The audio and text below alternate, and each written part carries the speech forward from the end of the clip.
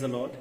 ప్రభువైన యేసుక్రీస్తు నామమున ఈ కార్యక్రమమును వీక్షిస్తున్న మీ అందరికీ శుభములు తెలియజేస్తున్నాను. విజన్ క్యూటీ ఫెలోషిప్ వారి యేసుతో ఏకాంత సమయం ఈ క్వైట్ టైం కార్యక్రమములకు మిమ్మల్ని ప్రేమతో ఆహ్వానిస్తున్నాను. అనుదినము దేవుని వాక్యాన్ని ధ్యానించుటకై దేవుడు మనకు సమయాన్ని దయచేస్తున్నాడు. అందును బట్టి ప్రభు వందనాలు తెలియజేస్తున్నాను. ప్రత్యేకంగా ఈ యొక్క ఆదివారం పునరుత్థాన దినమున మనందరం సంఘముగా కూడి దేవుని మందిరములో ఆయన్ని ఆరాధించడానికి దేవుడు మనకిచ్చినటువంటి యొక్క శుభదినాన్ని బట్టి ప్రభుకు కృతజ్ఞతలు తెలియజేస్తున్నాను.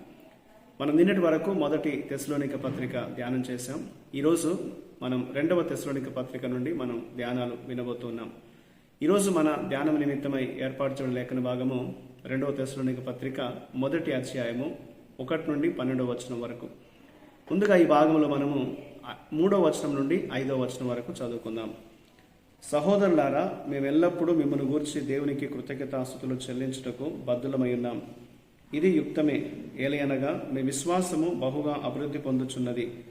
మీ అందరిలో ప్రతివాడును ఎదుటివాని ఎడల చూపు ప్రేమ విస్తరించుచున్నది.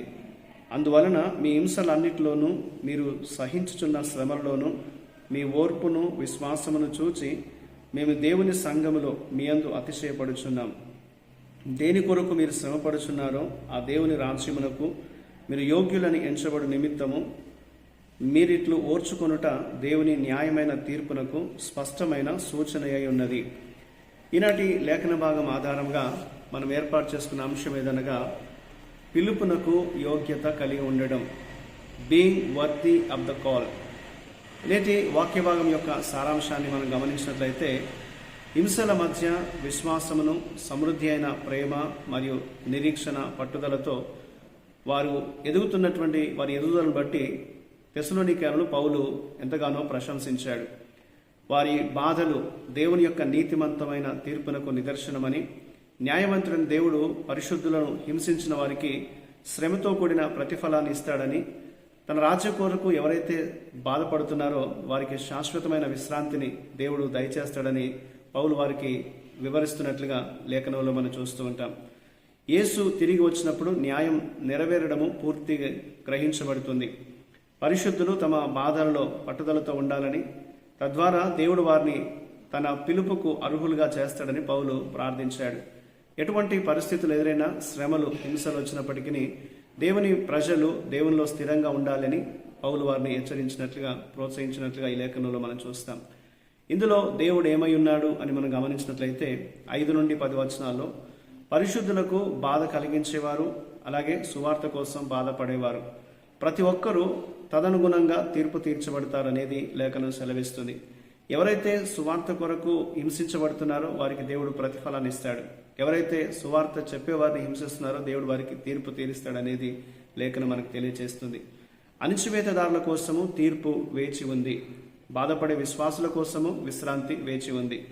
యేసు 2వ రాకడలో ఈ అంతిమ న్యాయము పూర్తిగా వెల్లడి చేయబడుతుందనేది లేఖనాలు మనకు తెలియజేస్తున్నాయి. విశ్వాసం ద్వారా బాధలను సహించే వారితో ప్రభువు ఇప్పటికే నిలబడి ఉన్నాడు. ఆయన వారితో ఉండి వారిని నడిపిస్తూ వారికి సహాయం చేస్తూ ఉన్నాడు అనేది లేఖనం మనకు జ్ఞాపకం చేస్తుంది. వారిని దేవుని రాజ్యానికి తగిన వ్యక్తులుగా ఆయన తీర్చిదిద్దుతున్నాడు. వారికి సహాయం చేస్తూ వారిని బలపరుస్తున్నాడు అనేది దేవుని వాక్యంలో మనం చూస్తాం. కాబట్టి మనం ఎవరం కూడా శ్రమలు అనేవి మనకు రావాలని కోరుకోనప్పటికీ మనకు వచ్చేటువంటి శ్రమలు, మన బాధ తరచుగా మన విశ్వాసాన్ని బలపరుస్తుంది అనేది దేవుని వాక్యం జ్ఞాపకం చేస్తుంది. అలాగే పరీక్షల ద్వారా మనం శుద్ధి చేయబడినటువంటి జీవితాన్ని కలిగి ఉంటాం. పరీక్షల ద్వారా శుద్ధి చేయబడినటువంటి జీవితము ఒక ఆశీర్వాదమని మనం గుర్తుంచుకోవాలని దేవుడు మనకు ఈ లేఖనం ద్వారా జ్ఞాపకం చేస్తూ ఉంటున్నాడు.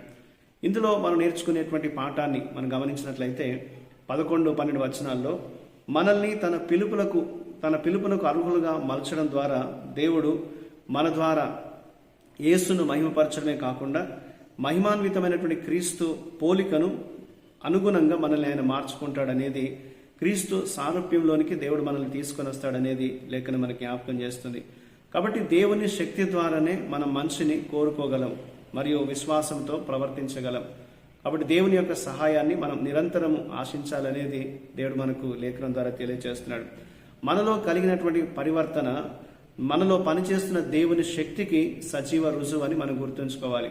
మనం నిజంగా మార్చబడుతున్నప్పుడు, మనం సరైన రీతిలో మలచబడుతున్నప్పుడు అది దేవుని యొక్క శక్తి మనలో కార్యరూపం దాలుస్తుంది అనేది మనం గుర్తించాలి. కాబట్టి మన జీవితాన్ని ఇంకా సంపూర్తిగా మనం దేవుని మార్గాల్లో నడిపించుకుంటూ పరివర్తన చెందుతూ దేవుని గణపరిచే వారంగా ఉండాలి అనేది దేవుడు మనకి జ్ఞాపకం చేస్తున్నాడు. దేవుడు ఎందుకొరకైతే మనల్ని పిలిచాడో ఆ పిలుపుకు తగినటువంటి యోగ్యత కలిగి జీవించడం మనం చేయాలి అనేది ఈ లేఖనం మనకి జ్ఞాపకం చేస్తుంది. మనకి ఎటువంటి పరిస్థితులు ఎదురైనా దేవుడు మనల్ని బలపరుస్తాడు, ఆయన మనకు సహాయం చేస్తాడు. ఆయన మన హింసకి లేకపోతే మనం పొందినటువంటి శ్రమకి తగినటువంటి గొప్ప బహుమానాన్ని ప్రభు మనకు దయచేస్తాడు అనేది లేఖనం మనకు జ్ఞాపకం చేస్తుంది. అలాగే ఎవరైతే మనల్ని అణిచివేస్తూ హింసిస్తున్నారో దేవుడు వారికి తీర్పు తీరుస్తాడు, తగిన ప్రతిఫలం దేవుడు వారికి ఇస్తాడు అనేది దేవుని వాక్యం జ్ఞాపకం చేస్తుంది. కాబట్టి శ్రమలలో మనం భయపడకుండా, మనము అధైర్యపడకుండా దేవుని మీద ఆధారపడాలి. మనకు ఎదురయ్యేటువంటి ప్రతి పరీక్ష కూడా మనల్ని శుద్ధి చేస్తుంది, మన జీవితాల్లో నిజంగా మన విశ్వాసాన్ని బలపరుస్తుందని మనం గుర్తెరిగి శ్రమలోనూ మనం దేవుని కొరకు ఇంకా ధైర్యంగా ముందుకు సాగాలి అనేది దేవుడు మనకు ఈ లేఖనం ద్వారా జ్ఞాపకం చేస్తున్నాడు. ఆ విధంగా ప్రతి విషయంలోనూ దేవుడు మనకు సహాయం చేయనట్లుగా దేవుని సహాయాన్ని కోరుతూ మనం ప్రార్థన చేద్దాం. ప్రియమైన పరలోకపు దేవ, మీకు వందనాలు స్తోత్రాలు చెల్లిస్తూ ఉన్నాం. ఎల్లప్పుడూ మేము స్వచ్ఛమైన హృదయంతో విశ్వాసంతో ప్రవర్తిస్తూ మీ పిలుపులకు అర్హులుగా ఉండడానికి మాకు సహాయం చేయండి. మీ చిత్తాన్ని బట్టి మమ్మల్ని నడిపించి బలపరచమని, మీ కృప ద్వారా మమ్మల్ని ఇంకా నీ పిలుపునకు యోగ్యులుగా జీవించే కృప దయచేయమని యేసుక్రీస్తు నామమున ప్రార్థిస్తున్నాను తండ్రి, ఆమేన్. ప్రియులారా, మీరు సమయం తీసుకుని యొక్క వాక్య ధ్యానం విన్నందుకు మీ అందరికీ ప్రత్యేకమైన వందనాలు. ప్రతిరోజు మీకు అందించబడుతున్న ఈ అనుదిన ధ్యానాలు మీకు దీవెనకరంగా ఉన్నట్లయితే మీ యొక్క అనుభవాల్ని మాతో పంచుకోవాలని కోరుతూ ఉంటున్నాను. ప్రభు కృప మనందరికీ నిత్యము తోడయండి కాపాడునుగాక. ఆమేన్.